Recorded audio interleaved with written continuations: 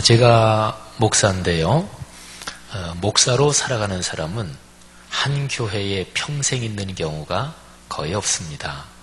물론 거의 옮기지 않고 어느 교회에서 평생 목회하는 사람도 아주 간혹 가다가 있을지 몰라도 그 사람이 출신교회라고 보통 표현하는 그것까지 합치면 그야말로 목회자들은 어느 교회에서 평생 있지는 못하지요. 근데 목회자가 목회하면서 자신이 사역하는 교회들을 만나잖아요. 근데 그거는 다 하나님의 뜻이 있습니다. 거꾸로 교회가 목회자 만나는 것도 하나님의 뜻이 있지만요. 저는 후배 목회자들한테 늘 강조하는 것이 목회자 임지, 목회자의 배치는 그건 하나님께서 하신다. 목회자가 그 확신이 없으면 목회자가 초라해져요. 누구한테 줄대서 누구한테 부탁해서 어디 자리 가고 싶다든지 이렇게 되면 목회자가 초라해집니다. 목회자면 그러면 안 된다. 평생 어디서 사역하든지 목회자는 하나님이 배치하신다. 이 확신을 가지고 있는 사람은 더더군다나 어느 교회에서 사역하든지 그게 그 목회자한테 다 의미가 있습니다. 제가 저를 가만히 생각해 보면 제가 고등학교 1학년 때부터 교회 나갔는데요. 제 출신 교회, 거기 그때 담임 목사님이 부흥 강사셨는데 그분은 독특한 분이셨습니다. 여느 부흥사학은 다르셨어요. 제가 그때는 몰랐지만 나중에 쭉 더 잘하고 신학 공부를 하면서 제가 느낀 게 그 목사님이 가지셨던 아주 강하고 감성적인 시적 감성하고 또 굉장히 깊은 제 표현입니다만은 기독교 철학적 사유 또는 성경에 대한 아주 깊은 묵상 그런 게 제가 그 목사님한테서도 영향을 받았구나 그런 거를 나중에서야 이게 깨닫게 됐습니다. 제가 예수 그리스도를 만난 교회로서 참으로 감사한 일이지요.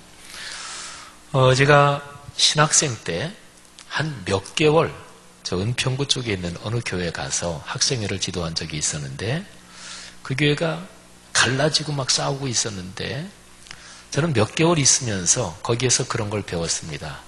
교회가 갈라지고 망가지잖아요. 그러면 오해, 갈등이 얼마나 크게 증폭될 수 있는지 말도 안 되는 문제 가지고 저는 거기서 그런 거를 배웠어요. 교회는 자고로 참으로 평안하고 그리고 서로가 양보하고 그래야 되는 공동체구나 하는 것 말이죠. 제가 강원도 내려가서 어느 목사님 모시고 조금 있다가 그리고 옆에 있는 교회로 옮겨서 제가 처음으로 담임 목회를 했어요. 목사님 모시고 있던 교회에서 저는 그 모시고 있던 목사님에게서 우리 한국 교회를 이어 내려오는 아주 전통적인 목회자의 감성, 심성 그런 거를 저는 그 목사님한테 배웠습니다. 그 부친으로부터 쭉 계속 목사님인 가정이거든요. 제가 처음으로 담임 목회한 오대산 자락에 있는 그 교회에서는 목회자가 성도들에게 사랑을 받을 때 그때 목회자가 얼마나 목회자로서 성숙하고 성장하는지 물론 제가 그 당사자입니다마는 그리고 또 그 교회에서 성도들을 위해서 목회하는 거 목약하는 게 세상에 이것보다 더 행복한 일이 없구나 그런 맛을 저는 거기서 보기 시작했습니다. 참 하나님께 감사한 일이지요. 독일에 가서 목회하면서 되게 해외 사는 우리 한국 교민들이 상처가 많습니다. 타문화권 사니까 타문화권 속에서 여러 가지로 문화적으로 소통도 안 되는 것도 있고 또 타향에서 사는 게 쉬운가요? 교민들뿐 아니라 유학생들도 또 비슷한 상황이 있기도 해요. 거기서는 교인들이 마음의 상처 또는 외로움을 가지고 주일에 타오다 보니까 주일에 교회 모이면 다 위로 받을 사람들이 대부분이에요. 위로해 줄 만큼 넉넉한 사람 별로 없고 그러니까 교회 생활도 아주 힘들 수가 있죠. 근데 거기에서 목회하면서 목회는 잘 참기도 하고 견디기도 하는 거다. 그런 거를 배웠고 거기에서 어떤 집사님이 하신 얘기가 제가 오래도록 기억에 남는 얘기가 있어요. 그 교회도 많은 목회자들이 거쳐갔던 교회인데 집사님이 하시는 얘기가 아이고 목사님 힘드시더라도요 교민교회에서 잘 참으면 어디에 가든지 목회 성공한대요. 그런 얘기를 하셨던 게 제가 기억에 있습니다. 근데 타향살이 또 타문화권 생활에서 외롭고 힘드신 분들 같이 끌어안고 기도도 하고 하면서 저는 거기서 참 많은 보람과 또 제 자신이 성숙했습니다. 한국으로 돌아와서 전에 목회하던 교회, 거기에서 목회하면서는 제가 깊이 느낀 게 교회는 말이죠. 어떤 일을 조금 더 하고 어떤 사역을 하고 또는 성도가 조금 늘고 뭐 등등 이런 것보다 훨씬 더 중요한 게 있습니다. 교회는 그 교회의 미래에 대해서 큰 틀, 비전의 프레임 이게 명백해야 돼요. 그래야 교회는 아름다워져요. 이런저런 거 중요한 게 많겠지만 제일 중요한 게 그 교회의 목회자부터 중요한 지도자들이 우리 교회의 미래에 대해서 긍정적인 아름다운 가슴 설레는 비전을 가져야 돼. 이게 틀이에요. 이게 없으면 교회는 절대로 아름다워지지 않습니다. 우리 교회 와서 제가 만 7년이 지났는데 그동안 여러 가지로 제가 또 더 배운 것도 있고 제가 목회자로서도 성장한 것도 있고 쉽지 않은 상황도 있기도 했었고 근데 우리 교회 제가 7년을 목회하면서 그중에 한 가지를 말씀드리면 어느 한 교회는 자기 내부적인 그런 상황만 돼 있는 게 아니고요. 교회는 언제나 외부적으로 이렇게 저렇게 연결이 되어 있습니다. 더군다나 교회가 어느 정도 규모가 좀 크다 보면 아무래도 자연스럽게 지방회나 총회나 또는 사회적, 지역사회나 이렇게 의미를 갖게 됐지요. 근데 그거는 사실은 교회가 크든 작든 다 마찬가지입니다. 교회는 절대로 한 개교회가 아니라 그 교회는 지역사회 또는 커다란 한 사회 속에서 또는 그리스도의 몸이라는 연합체 속에서 전 세계 교회와 영적으로 연관되어 있는 거예요. 제가 우리 교회 와서 한 7년 목회하면서 제가 많이 느낀 것, 또 제가 새롭게 깨달은 게 바로 그것입니다. 사랑하신 여러분, 제가 이제 목사니까 제가 살아온 길에 대해서 제가 만난 교회들, 제가 목회했던 교회들 얘기했어요. 직업이란 얘기는 근본적으로 참 좋은 단어예요. 내가 태어나서 그거를 하면서 살도록 나는 태어났다. 그게 직업이란 뜻입니다. 어쨌든 제가 목사라는 직업을 가지고 인생길을 걸어오면서 만났던 교회들, 전 참 행복했습니다. 여러분들은 어떠신가요? 직업들이 다 다르실 거예요. 또 직종이 다르고 어떠셨어요? 여러분 가지고 계시는 직업, 그 직종에서 만난 회사든 또는 여러분이 했던 사업들이든 걸어온 길에서 행복하셨습니까? 아니면 그 중에 어떤 분들은 내가 그때 그 직장은 진짜로 들어가지 말았어야 했는데 막말로 얘기하면 그때 생각만 해도 이가 갈린다. 혹시 그런 아름답지 못한 불행했던 그런 만남이 혹시 있었나요? 내가 살아가면서 어떤 직장, 직종, 어떤 단체를 만난다 그런 것은 근본적으로 보면 거기서 사람 만난다는 거예요. 사람 얘기를 또 제가 가만히 설교를 준비하면서 제가 자신을 돌아보면서 가만히 생각해 봤는데 제가 신학 공부를 쭉 하면서 저는 행복하게 좋은 선생님들 만났어요. 학부 공부 그리고 좀 더 학문적으로 공부한다 그러면 보통 석사학위 과정부터 이렇게 되잖아요. 근데 제 석사학위 논문 지도 교수님하고 또 독일에 가서 박사학위 논문 지도하셨던 그 지도 교수님 그 두 분이 다 저한테는 고마웠어요. 학문적으로만이 아니고 제 목회에 대해서도 조언을 해주셨고 또 독일에서 제 지도 교수님이셨던 요하네스 발만 교수님은 그때 당시가 한참 독일에서 신나치주의자들, 극우주의자들이 외국인들 테러도 하고 이러던 게 좀 극심했던 때였어요. 근데 저를 따뜻하게 좀 걱정도 해주시면서 그러던 게 지금도 생각이 납니다. 보통 학생들이 공부할 때 지도교수랑 관계가 다 좋지는 않아요. 어떨 때는 지도교수랑 수가 관계가 틀리잖아요. 그러면 그 지도교수 밑에서는 더 이상 논문을 계속 진행할 수 없고 또는 그 대학에서 더 이상 공부 못하고 이런 경우도 생기거든요. 그런 경우도 더러더러 있어요. 그런 걸 보면 저는 참 감사하지요. 제가 살아오면서 제가 그분을 만나지는 못했지만 그런데 제 인생의 스승처럼 그런 분들도 있습니다. 뭐 누구에게나 다 있어요. 예를 들어서 이순신 장군 존경한다. 뭐 한참 옛날 분이잖아요. 세종대왕님을 존경한다. 그런 것처럼 저한테는 도산 선생, 도산 안창원 선생, 뭐 당연히 저는 한 번도 그분 뵌 일이 없지만 그분의 글이나 책을 통해서 늘 제 인생의 선생님처럼 남아 계시는 분이고 또 한 분을 예를 들자면 제가 딱 한 번 만났어요. 살아오면서. 제가 중학교 때. 그때는 제가 아직 예수 믿기 전이었는데 어느 교회에서 부활절 예배 자리에 제가 있게 됐는데 근데 거기에 시골 교장 선생님이 한 분이 설교를 하셨어요. 머리가 하얀 분이에요. 하얀 한복을 입고 그리고 흰 고무신 신고 그 교장 선생님이 했던 설교 내용이 아직까지 기억나요. 그분이 전영창 선생님이십니다. 거창고등학교 교장을 하고 그 학교를 이렇게 세우신 분이죠. 여기 혹시 거창고등학교 출신 있나 모르겠어요.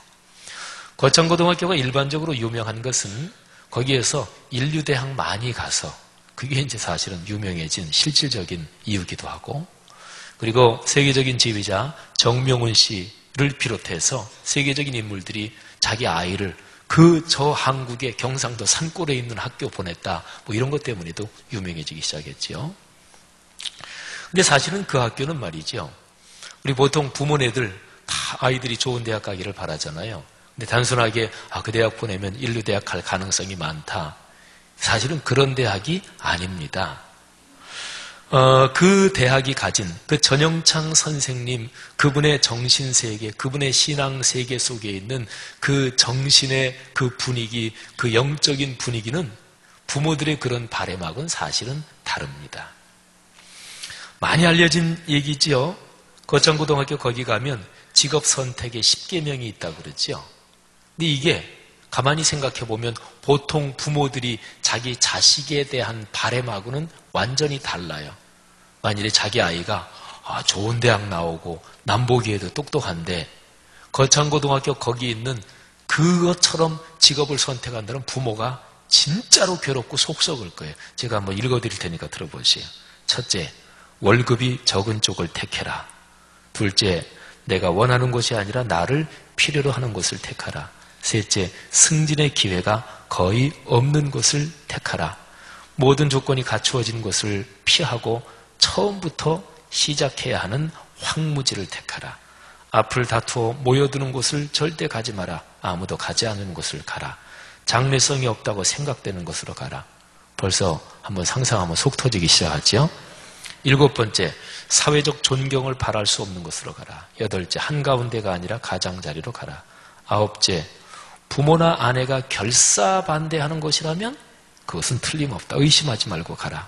열째, 좀 살벌합니다만은 왕관이 아니라 단두대가 기다리고 있는 곳으로 가라. 거창고등학교라는 그 학교의 정신세계가 이런 데입니다. 전영창 선생님 그분은요, 해방 이후에 우리나라에서 아마 미국 쪽으로 유학 간 처음 사람이었을 거라고 그래요. 근데 그분이 미국 쪽으로 유학을 갔는데 6.25가 터졌어요. 보통 전쟁 나면 다 도망가는 사람도 있잖아요. 근데 전쟁이 났다는 소식을 듣고 바로 한국으로 귀국을 했습니다. 그래서 부산에서 아픈 사람들, 부상자들, 이런 어려운 사람들을 위해서 병원 사역을 시작했고 그게 이제 오늘날의 복음병원입니다. 그때 전영창 선생께서 이런저런 여러 사람들을 같이 이렇게 모아서 그 병원 사역을 했습니다. 장기려 박사도 그때 전영창 선생이 장 박사 같이 일합시다. 그래서 같이 일하셨다 그래요. 전쟁 끝나고서 다시 미국으로 이제 공부마저 하러 갔습니다. 공부가 끝나고 50년대 중반쯤에 이제 한국에 왔는데 그때 이제 들어올 때 선교사들이 세운 대학 한남대학교에 부학장직이 아예 자리가 예정돼 있었습니다. 근데 거창 산골에 학교가 완전히 문을 닫을 학교, 이제 거기를 가게 된 거예요. 그러니까 전영창 선생님은 직업 선택의 10계명, 이거는 전영창 선생 그분이 그냥 삶으로 걸어온 길을 그대로 쓴 거다, 이렇게 얘기해도 맞습니다. 전영창 선생이 장기려 박사, 또 저 유명한 풀무원 창시자 원경선 선생, 그런 분을 같이 좀 도와주십시오 해가지고 같이 그렇게 일을 했습니다. 전영창 선생이 장기려 박사나 원경선 선생 이런 분들을 만나게 된 것은 참 커다란 축복입니다. 장기려 박사와 연관해서는 이런 일화가 있습니다.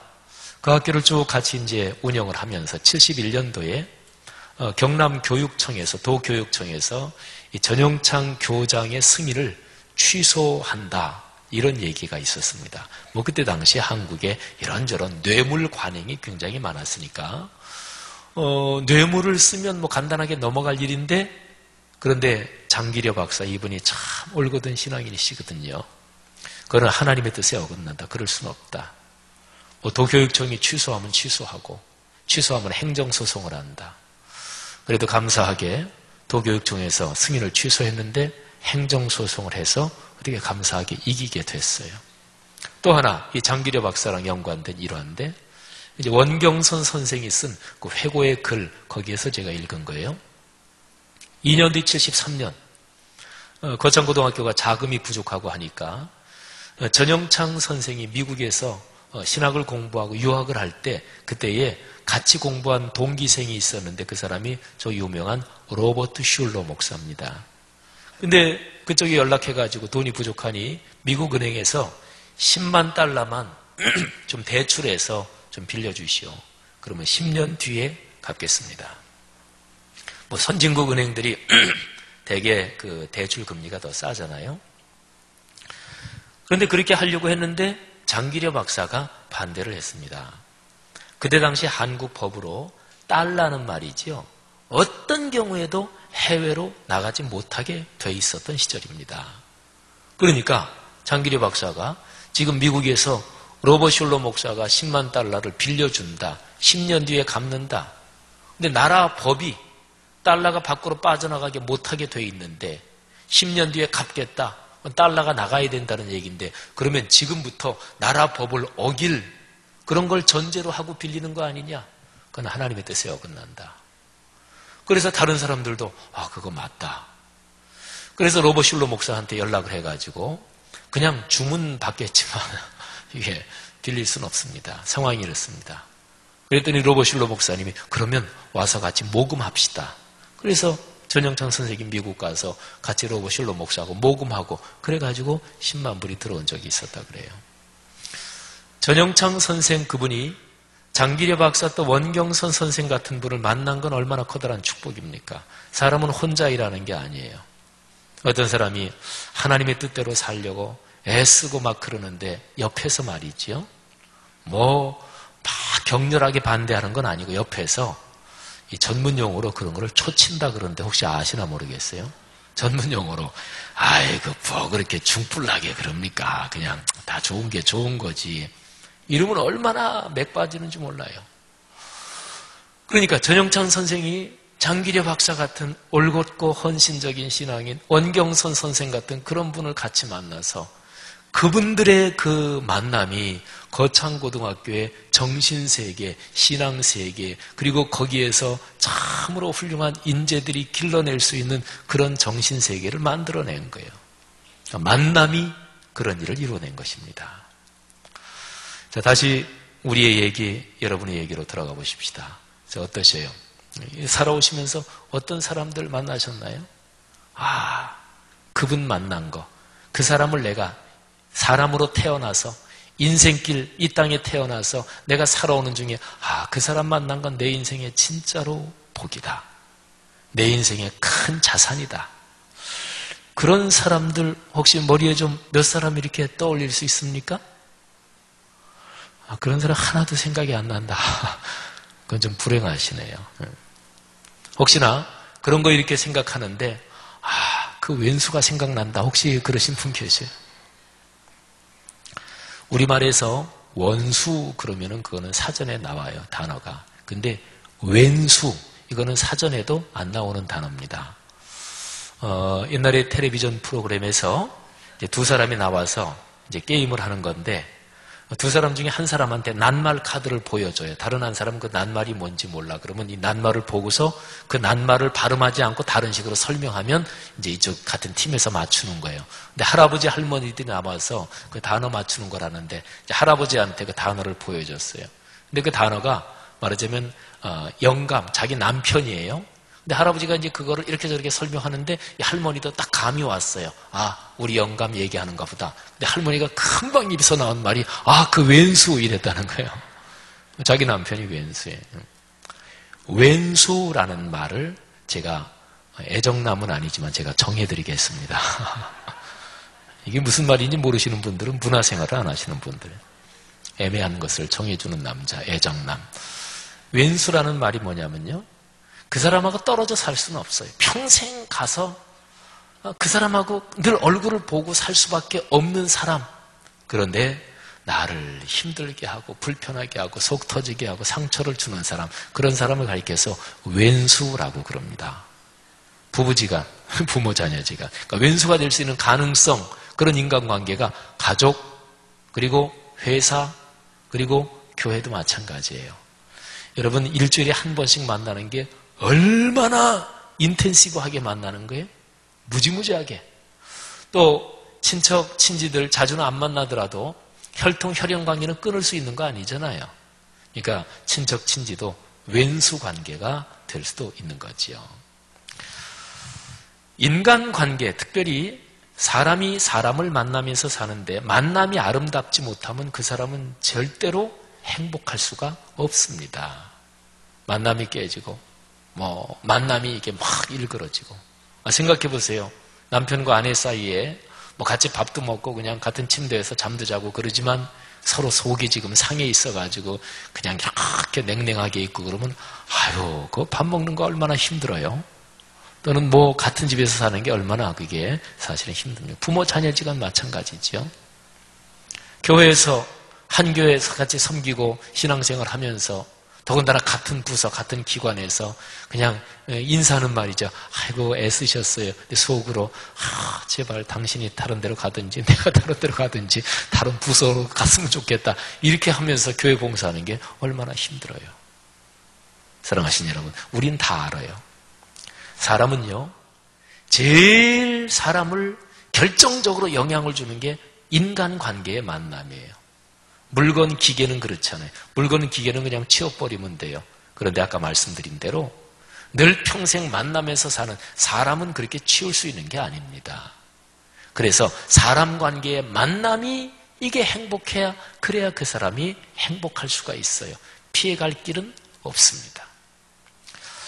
요한복음 4장에 보면 참 불행한 여인이 한 사람이 있었습니다. 불행한 이유가 만남이 단절돼서 불행한 여인, 만남이 깨져서 불행한 여인입니다. 사마리아 수가성에 사는 어떤 여인, 이름도 나오지 않아요. 그 여인이 과거지사가 어땠는지 그것도 자세하게는 나오지 않아요. 근데 이 여인은 6시에 물을 길러 옵니다. 요즘 시간으로 계산하면 낮 12시예요. 팔레스타인 지방은 더운 지방이거든요. 한낮에 물 길러 가는 사람이 없어요. 그러니까 이 여인은 동네에서 왕따 당한 여인이고, 이 여인도 사람 만나는 게 귀찮고 또는 사람 만나는 게 두렵고, 그래가지고 한낮에 아무도 물 길러 오지 않는 한낮에 물을 길러 가야만 하는 그런 여인이었습니다. 얼마나 힘들까요?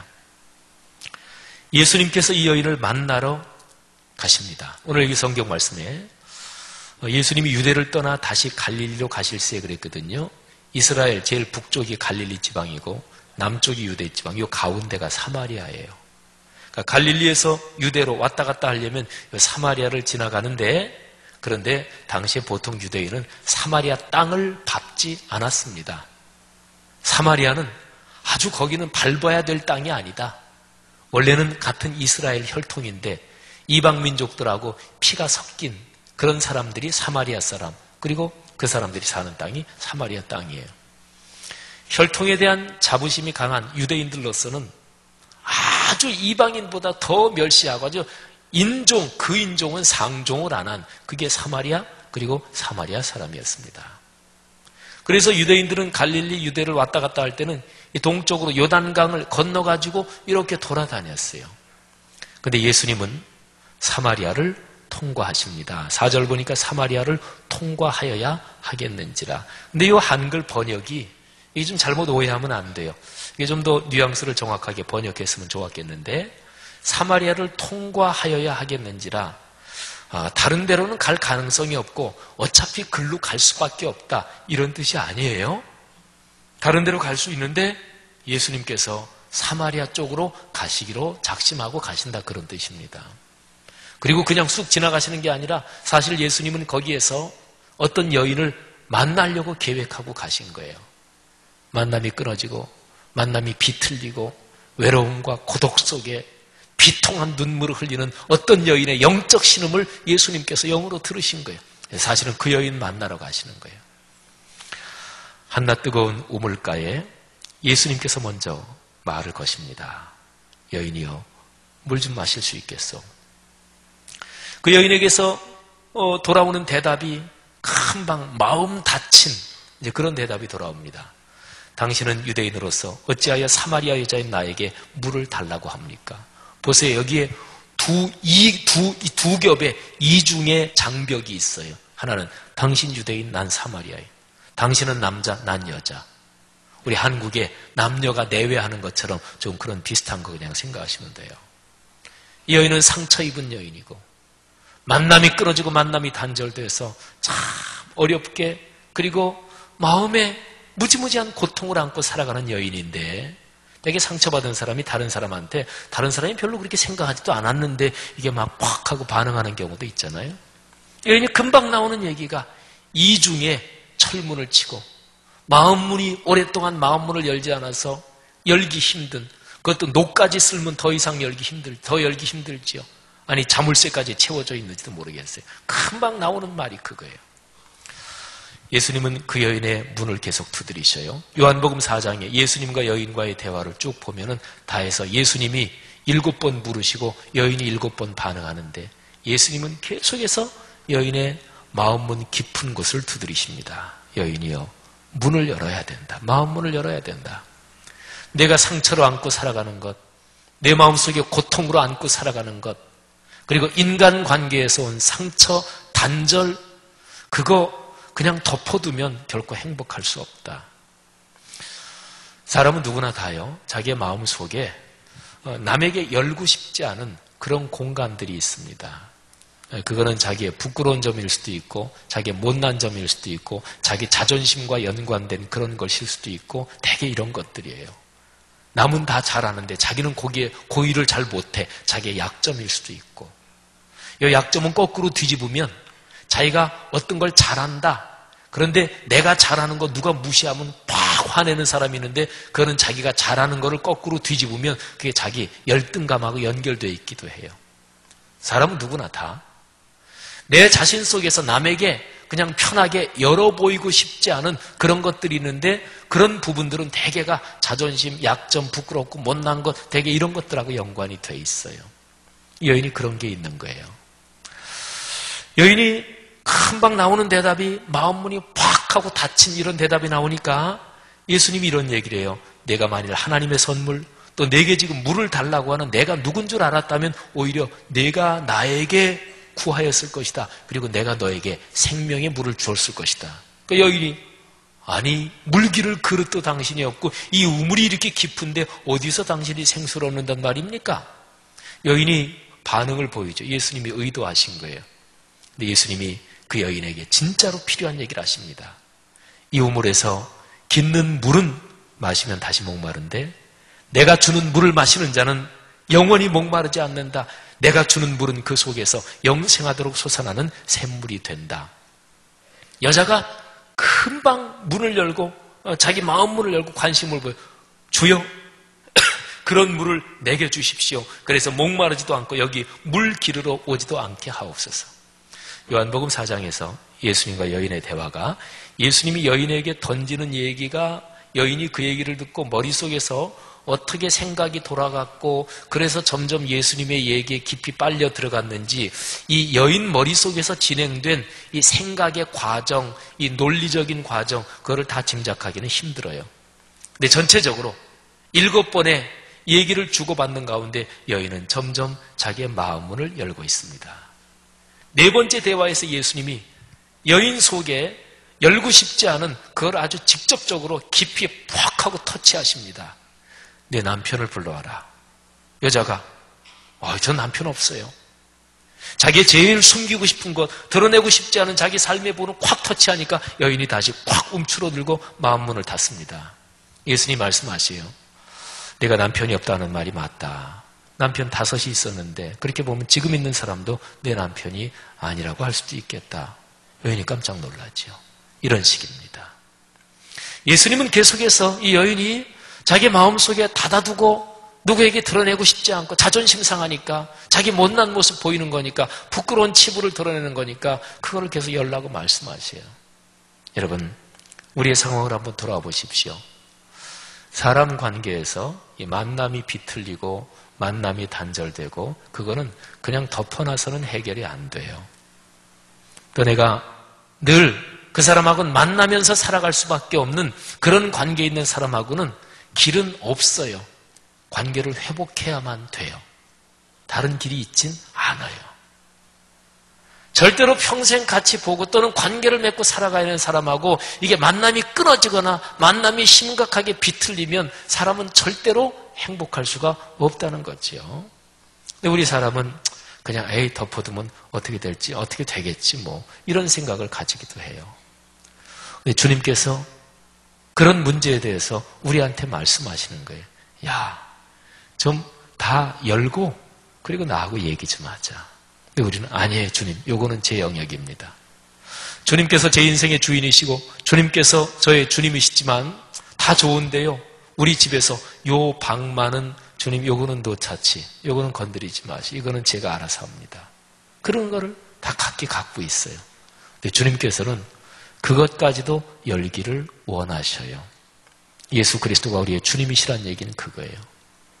우리가 끌어안고 있어서 해결이 안 된다는 것을 주님께서 아시거든요. 그것까지 열기를 원하시는 거예요. 이 여인에게 계속해서 깊이 터치하시면서 내 마음속에 오랜 고민, 오랜 상처, 내가 끌어안고 있어봤자 해결되지 않는 그거, 만남이 단절된 상태, 만남이 끊어진 상태, 그거 열자, 그거 한번 나하고 얘기하자 그러시는 거예요. 여러분이나 우리 상황을 한번 생각해 보세요. 여러분의 삶의 상황에서 혹시 그런 문제들이 있습니까? 누가 관계가 틀리고 만남이 끊어지고 심각하게 상처가 됐는데 해결되지 않은 채로 남아있는 것들. 제가 아까 말씀드렸죠. 평생 같이 관계를 맺고 살아가야 되는 사람들하고 관계가 나빠지면 절대로 행복할 수 없다고요. 단절, 만남의 단절이 무엇인가, 그게 피해가 얼마나 큰가, 그거를 정확하게 알아야 돼요. 만남으로 행복해지려면 첫째로 단절, 이거는 심각한 거다, 이거를 넘어서야만 한다, 그걸 알아야 돼요. 아는 정도가 아니라 명백하게 인식해야 돼요. 인식만 하는 게 아니라 만남의 단절을 넘어서야 서고 싶다 하는 소원을 가져야 되고, 소원보다 더 강한 갈망을 가져야 되고, 그리고 반드시 만남을 회복시켜야만 되겠다, 그런 결심까지 해야 돼요. 근데 결심까지 했는데도 안 된다, 그럴 수 있어요. 그렇게 대판 싸우고 어떻게 금방 가서 손을 내밀어요. 사람이다, 자존심이 있지. 그러면 그걸 안 해도 괜찮아요. 근데 기도는 하셔야 돼요. 우린 신앙인이니까 기도부터 하면 하나님께서 그 만남이 회복될 수 있는 길을 열어주셔요. 기도는 자존심 상하는 거 아니잖아요. 뭐 하나님 앞에서 자존심 세울 건 없잖아요. 이 여인을 보세요. 결국은 예수님을 만나요. 예수님이 메시아 그리스도라는 것을 알게 돼요. 그런데 그리고 나서 놀라운 일이 벌어져요. 28절, 29절까지 내려가 보면 이 여인이 동네로 들어가요. 그리고 사람들한테 얘기해요. 내가 살아온 거를 다 알고 계시는 분, 메시아를 내가 만났다. 여러분도 와서 보십시오. 동네 사람한테 왕따 당한 여자가, 동네 사람 만나기가 괴로워서 피했던 여인이 동네 사람한테 가요. 만남이 회복되는 거잖아요. 그리고 이제는 만남을 주선하고 만남을 연결시켜주는 사람이 됩니다. 30절에 보면 동네 사람들이 나와서 예수님을 만나요. 그리고 예수님의 말씀을 듣고 그 마을에 며칠 묵기를 청하고, 그리고서 많은 사람들이 예수님을 믿게 됐어요. 원리가 이런 겁니다. 어떤 만남이 진짜 행복하잖아요. 그러면 그 만남에서 오는 행복함이 주변 사람들에게 이게 퍼집니다. 주변 사람들에게 이게 영향이 드러나게 돼 있어요.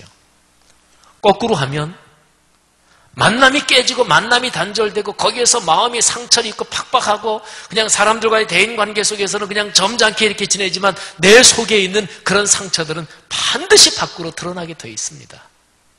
대화를 통해서, 행동을 통해서 반드시 다른 사람에게 상처를 줘요. 여러분 이해하시겠지요? 진짜로 가까운 사람 또는 평생 관계를 맺고 살 수밖에 없는 사람들과의 만남이 깨진 게 있다면 그럼 반드시 회복해야 돼. 다른 길은 없어요. 없습니다. 이게 성경의 가르침이에요. 힘들다고 생각되시는 분도 계실 거예요. 그러니까 힘들면 너무 억지로 못해요. 사람이. 기도부터 하시라니까요. 하나님이 기회를 주신다니까요. 사랑하신 여러분, 만남을 위해서 한편으로는 헌신하고 자기 희생을 해야 만남이 아름다워져요. 사람이 늘 그렇게만 할 수는 없잖아요. 그래서 만남이 아름다워지면서 펼쳐질 미래를 머릿속으로 자꾸 상상해야 돼요. 얼마나 행복해질까? 얼마나 더 좋아질까? 그러면 마음에 설렘이 생기고, 그래서 지금 다른 사람과의 관계에서 내가 먼저 헌신하고 내가 좀 자존심 숙이고 그게 어렵지 않게 그렇게 될 수가 있어요. 기억하십시오. 모든 만남은 주님과의 만남이 근원이에요. 이 여인이 예수님하고 제대로 만났더니 그 만남에서 오는 기쁨, 행복으로 인간관계의 만남도 그냥 이렇게 풀리잖아요. 그렇죠? 사랑하신 여러분, 찬송가에 그런 찬송가 있지요. 내 주를 가까이 하게 하면 십자가 짐 같은 고생이나, 아주 유명한 찬송이 있지요. 그리고 찬송가 맨 마지막 가사는 다 똑같아요. 늘 찬송하면서 주께 더 가까이 가기를 원합니다. 주께 더 가까이 가기를 원합니다. 사랑하신 여러분, 올해 얼마 남지 않은 이 시간들 속에서 혹시나 만남이 깨지고 거기에서 참 그냥 괴롭고 그냥 속에 겨우겨우 이렇게 눌러두고 묻어둔 거, 그거 그냥 다 싸질머지고 또 내년으로 가실 거예요. 하나님께서 새해 열어주시는데, 우리 교회로 보면은 말씀 성전 둘째 해인데, 여러분 깨어진 만남, 끊어진 만남, 비틀린 만남들 다시 회복할 수 있는 신앙적 각성과 결단 그리고 기도가 있기를 바라고 거기에 하나님께서 축복해 주실 줄 믿습니다.